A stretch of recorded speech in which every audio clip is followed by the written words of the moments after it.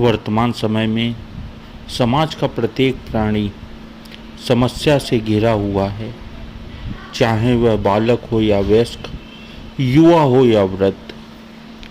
और समस्याओं के कारण ही उसे चिंता होती है।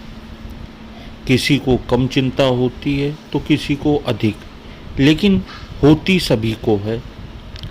जब हम खाली बैठे होते हैं तो दिमाग में स्वतः ही तरह तरह की आशंकाएं आ जाती हैं जो चिंता का रूप ले लेती हैं।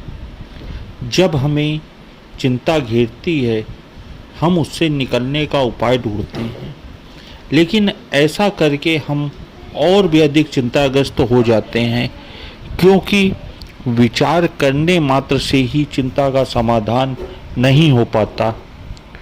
विचार तो खुद एक तरह की चिंता है।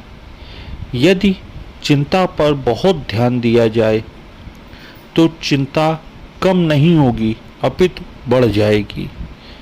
चिंता एक तरह से मन की कल्पना है जो वास्तविक स्थिति पर आधारित नहीं होती। यह अधिकतर भविष्य की होती है और भविष्य के चक्कर में लोग अपना वर्तमान कष्टकारी बना लेते हैं। बिना कुछ किए केवल सोचने मात्र से ही चिंता कम होने की बजाय बढ़ेगी। इसलिए अगर सजग रहा जाए तो चिंता नहीं घेरेगी। एक जैन फकीर बोकोजू एक गुफा में रहते थे। दिन में या कभी कभी रात में भी वह जोर जोर से कहते थे बोकोजू, और फिर वह खुद कहते हाँ मैं मौजूद हूँ। वहाँ कोई दूसरा नहीं होता था। उनके शिष्य उनसे पूछते थे आप इस तरह अपना ही नाम क्यों पुकारते हैं। बोकोजू ने जवाब दिया जब भी मैं अचेतन में डूबने लगता हूँ तो मुझे सजग होना पड़ता है और इसलिए मैं अपना नाम पुकारता हूँ। जिस क्षण में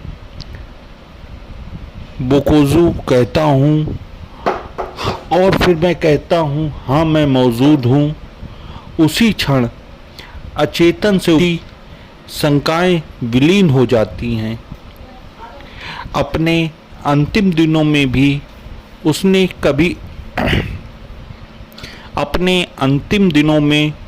कभी अपना नाम नहीं पुकारा। तो शिष्यों ने पूछा गुरुदेव अब आप वैसा क्यों नहीं करते। बोकोजू ने कहा अब बोकोजू सदा मौजूद रहता है, इसलिए पुकारने की ज़रूरत नहीं रहती। पहले मैं खो जाता था और चिंता मुझे दबा लेती थी तो मुझे स्मरण करना पड़ता था। यही सच है कि हम अपने वर्तमान में होते हुए भी भूत या भविष्य में खो जाते हैं और तब चिंता हमें घेर लेती है। इसलिए यदि हम अपने वर्तमान में रहते हुए सजग रह सकें तो चिंताएं आएंगी जरूर, लेकिन हमें अपनी कैद में नहीं ले पाएंगे। धन्यवाद। कृपया चैनल को लाइक, सब्सक्राइब और शेयर अवश्य करें।